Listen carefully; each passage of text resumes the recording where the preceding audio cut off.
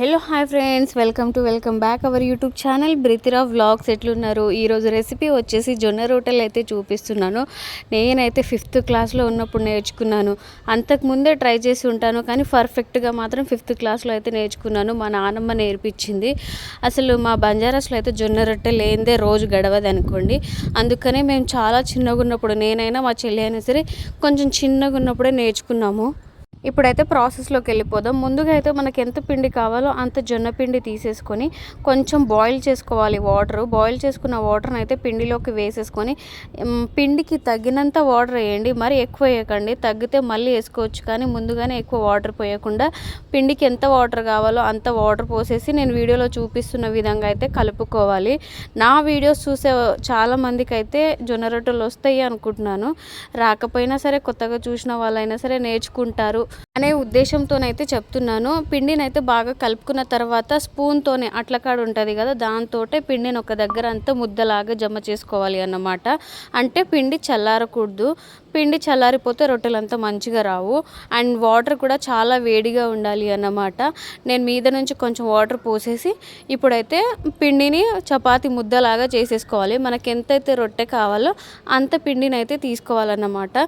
ఇక్కడ నేను వేడిగా ఉంది కాబట్టి మెల్లిమెల్లిగా చేస్తున్నాను. ఫస్ట్ 1-2 రొట్టెలు వేడిగానే ఉంటాయి, తర్వాత అలవాటు అయిపోతుంది. ఇక్కడ మనం పిండిని మర్దన చేస్తున్నాను కదా, అది చేయడంలోనే రొట్టె మంచిగా వస్తుంది అన్నమాట. అక్కడ పిండి కలపడంలోనే పర్ఫెక్ట్గా కలిపితే రొట్టె చాలా మంచిగా వస్తుంది. అంటే రొట్టె విరగకుండా మంచిగా వస్తుంది అన్నమాట. పిండి మంచిగా కలుపుకుంటే రొట్టె ఎంత పెద్దగానే చేసుకోవచ్చు, అంత మంచిగా సాగుతుంది. ఇక్కడైతే ఇంకా నేను బండ మీద కూడా చేసుకోవచ్చు, కాకపోతే నాకు ఈ మధ్యనైతే ఇంకా పీట మీద అలవాటు అయిపోయింది. రొట్టెల పీట మీద అయితే చేస్తున్నాను. అండ్ మీ చేతులకు ఏమైనా రింగ్స్ ఉంటే తీసేసేయండి, ఎందుకంటే రొట్టెకి కుచ్చుకొని అక్కడ ఇంకా పోతుంది అన్నమాట, విరిగిపోతుంది.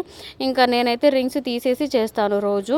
ఇప్పుడైతే ఇంకా ముద్దలాగా చేసుకున్నాం కదా, ఆ బౌల్ మీద పిండి చల్లించుకొని, ఉట్టి పిండి ఉంటుంది కదా, ఆ పిండి చల్లించుకొని ఇలా నేను వీడియోలో చూపిస్తున్న విధంగా అయితే చేసుకోవాలన్నమాట. రౌండ్గా జస్ట్ చేత్తోనే బొటన వేలుతోనే ప్రెస్ చేస్తూ ఇలా అయితే చిన్న చపాతీలాగా చేసుకోవాలి.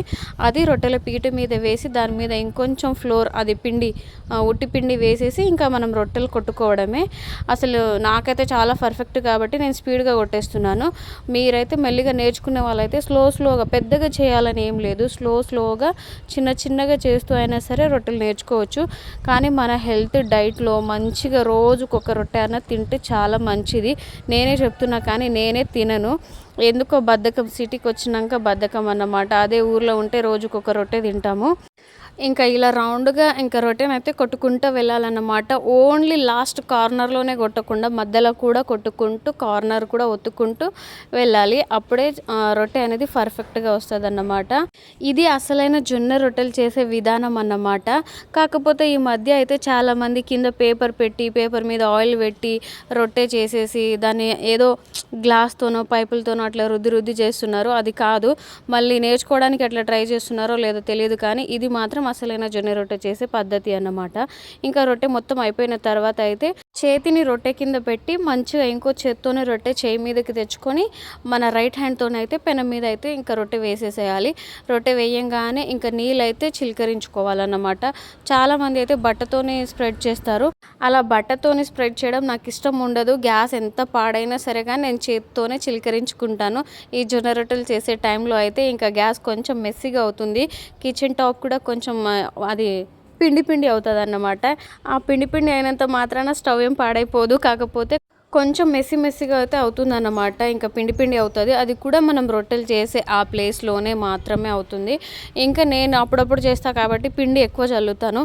ఇంకా రోజు రెగ్యులర్గా చేసే వాళ్ళైతే ఆ కొంచెం పిండి కూడా పడకుండా పర్ఫెక్ట్గా చేసేస్తారన్నమాట. ఇంకా అది కూడా మనం వాటర్ చిలకరించుకున్న తర్వాత ఇంకా ఫ్రై అయ్యిందో లేదో మనకు తెలిసిపోతుంది. ఇంతే జొన్న రొట్టెలు చేయడం ప్రాసెస్ అయితే చాలా ఈజీ కదా, అండ్ చాలా సింపుల్ కూడా, అండ్ చాలా హెల్దీ ఫుడ్ కూడా.